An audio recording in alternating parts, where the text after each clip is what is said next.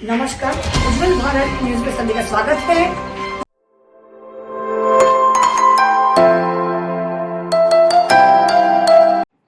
जय माता जी दर्शक मित्रों, मैं आचार्य दुर्गा प्रसाद शास्त्री आप सभी का स्वागत करता हूँ। आज हम बात करेंगे माँ स्कंद माता की। स्कंद माता का नाम ही सुनकर आप जान सकते हैं कि स्कंद मतलब कार्तिकेय भगवान, जो देवताओं के सेनापति हैं, उन्हीं की माँ यानी मतलब स्कंद माता। स्कंद माता का जो स्वरूप है मित्रों, तो वास्तव में शैलपुत्री से जब माँ भगवती का अवतरण होता है तो माता के स्वरूप तक पहुंच गई।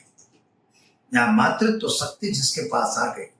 मातृत्व का अर्थ होता है कि संसार का जो निर्वाह करने वाली है, संसार का मोक्ष प्रदान करने वाली है, संसार में अलग अलग जगह से आपको अलग अलग रीत से आपकी जो स्थिति है उसका निर्माण करने वाली यानी माँ स्कंद माता।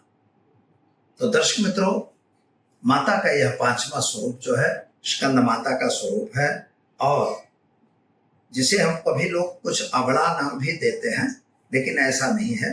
अनाहत चक्र में माता का स्थान निहित है। अनाहत चक्र का मतलब होता है हृदय। हृदय के पास माँ भगवती का जो स्थान है वह निहित, जो हमारे ऋषि मुनियों ने किया है। चलिए पहले हम माँ भगवती को वंदन करते हैं, इसके बाद हम शुरू करेंगे कि क्या है स्कंद माता का महिमा, किस तरह से आप करेंगे पूजा, और क्या पूजा करने से आपको होगा प्राप्त। तो दर्शक मित्रों, यहाँ पर हम स्कंद माता की स्तुति करते हैं। या देवी सर्वभूतेषु माँ स्कंद माता रूपेण संस्थिता, नमस्तस्यै नमस्तस्यै नमस्तस्यै नमो नमः। माता स्कंद माता के चरणों में वंदन कर शुरू करते हैं हम आज का माँ भगवती का स्वरूप। यहाँ पर मित्रों एक बात है, दुर्गे स्मृता हर्ष भी तमसेश जंतो स्वस्थ स्मृता मति मते वसुभाम ददाशी, दारिद्र दुख भय हारण का तुदन्या सर्वोपकार करना सतार्थ चित्ता। माँ भगवती जो है वह आपके सभी दुखों को दूर करने वाली है और आपके सारे कार्यों को संपन्न करने वाली।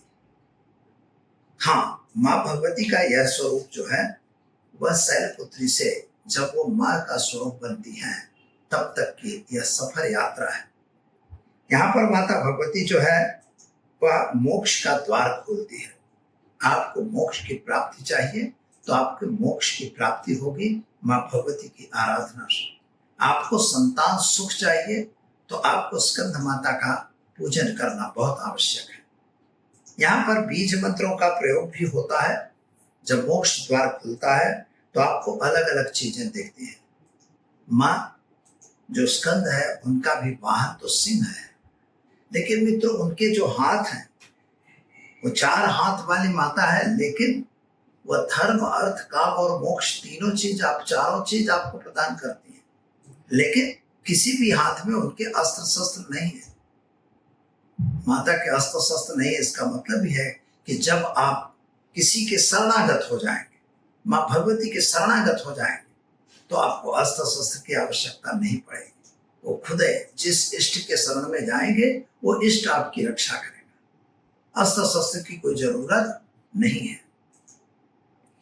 माँ के कोई दुश्मन नहीं होते, उसके कोई दुश्मन नहीं होते, और वह अपने बच्चे का कल्याण करती है। इसीलिए गोद में स्कंद भगवान को, जिसे खड़ानन भी कहते हैं, 6 मुख वाले भगवान कहते हैं, वे खड़ानन यानी कि स्कंद भगवान को अपने गोद में लिए हुए हैं। यहाँ पर खड़ानन का अर्थ भी आपको समझना है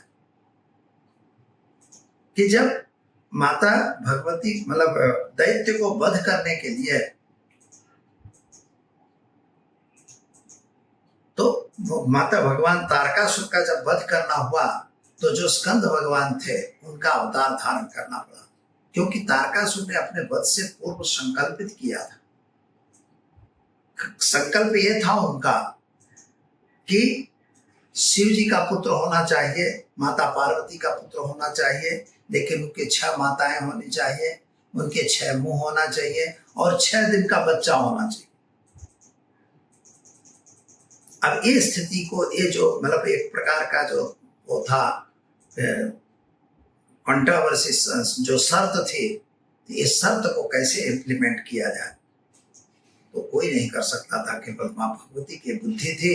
इसीलिए बुद्धि यस्य बलम तस्य, इसीलिए माँ भगवती बुद्धिमान थी और उन्होंने ये बुद्धि को अपनाया और 6 मुंह वाले बच्चे को बना के और गंगा में डाल दिया, जहां 6 कृतिकाओं ने उनको स्तनपान कराया। इसलिए उनकी 6 माताएं बन गई और माँ भगवती पार्वती ने उनका निर्माण किया, इसलिए वो माँ पार्वती का लड़का रहा। साथ में भगवान शिव की अर्धांगिनी होने से भगवान शिव भी उनके पिता हुए और 6 दिन में ही उन्होंने दैत्यों का अधिपत्य, मतलब उनका सेनापति बने। क्योंकि उस दैत्य को यह था कि देवता लोग कभी भी किसी को अपना सेनापति नहीं मानेंगे, लेकिन उनको सेनापति माना गया जो केवल 6 दिन के थे और उन्होंने तारकासुर का वध किया। इसलिए माता भगवती वहां पर कोई शस्त्र वस्त्र बिना है, लेकिन अपने माता पर उनका हेत है, उन्हें अपने बच्चे को इतना शक्ति देती है। अगर आप माँ भगवती की आराधना करते हैं तो माँ इतना शक्ति आपको प्रदान करेगी कि आप 6 दिन की उम्र में भी अगर कार्तिकेय भगवान सेनापति बनते हैं और दैत्यों का वध करते हैं तो आप में भी वो शक्ति आ सकती है कि आपके जो 6 असुर हैं, लोभ मोह काम मद मत्सर, इस सभी का वध जरूर होगा। और आप जब ये सब मर जाएंगे, जब आप में को क्रोध नहीं होगा, लोभ नहीं होगा, मोह नहीं होगा, मद अभिमान नहीं होगा, अहंकार नहीं होगा, किसी की ईर्ष्या नहीं होगा, द्वेष नहीं होगा, तो क्या होगा? तो आपका मोक्ष होगा। इसीलिए माँ भगवती जो स्कंद माता हैं, उन्हें मोक्ष की माता भी कहा जाता है। इसीलिए या देवी सर्वभूतेषु माँ स्कंद रूपेण संस्थिता, नमस्तस्यै नमस्तस्यै नमस्तस्यै नमो नमः। माता के चरणों में हम इसीलिए वंदन करते हैं कि हमारे अंदर के सारे विकार माँ भगवती हटा दें। माता की पूजा तो जैसे हमने बताया है, एक बाजट लेना है, बाजट पे आपको 9 कूरी लगानी है। 9 कूरी आपको जो लगानी है वो केवल आपको गेहूं की लगानी है और 9 मुट्ठी अन्न रख के 9 सुपारी, 9 पान, 9 मिठाई, इस तरह से आपको वो, लेकिन मिठाई जो बनेगी वो गुड़ की बनी हुई मिठाई होगी। माता को बहुत प्रिय है। नारियल की भी मिठाई, जिसको टोपरा पाक वगैरह बोलते हैं, वह भी आप बना सकते हैं, लेकिन गुड़ वाली मिठाई, सेव, जो गुड़ और चने की सेव बनती हो, वह जरूरी है माँ भगवती के लिए। तो यह भी आप माता को अर्पित कीजिए, जिससे माँ भगवती आप प्रसन्न होगी। पाद्य अर्घ आचमन देने का नियम है। पहले पाद्य पग धो दीजिए, फिर आचमन दे दीजिए, फिर उनको स्नान करा दीजिए। स्नान कराने के बाद उनको, माता को कोई वस्त्र पहनाइए, वस्त्र के बाद उनको चंदन, रोली, तिलक जो भी है वो आप लगाइए। श्रृंगार के साधन माँ भगवती को चढ़ाइए और श्रृंगार के साधन के बाद धूपम दीपम च नैवेद्यम, धूप दीप और नैवेद्य चढ़ाइए। गुड़ की मिठाई, बनी हुई मिठाई, कोई भी सब साग, मतलब मिश्री वगैरह, साथ में केसर मिश्रित दूध आप माँ भगवती को चढ़ा सकते हैं। ऐसा करने से माता प्रसन्न होगी और फल तो जरूर दीजिएगा मित्रों। और माँ भगवती को जो फल है वह फल भी उनको अर्पित करना है। और इसके बाद आपको क्षमा याचना करनी है। पहले आरती करनी है, आरती करने के बाद माता से क्षमा याचना लेनी है। क्षमा याचना के बाद आपको मंत्र जाप करना है। मंत्र होगा ओम ऐं ह्रीं क्लीं मां स्कंद माताय नमः। ओम ऐं ह्रीं क्लीं मां स्कंद माताय नमः।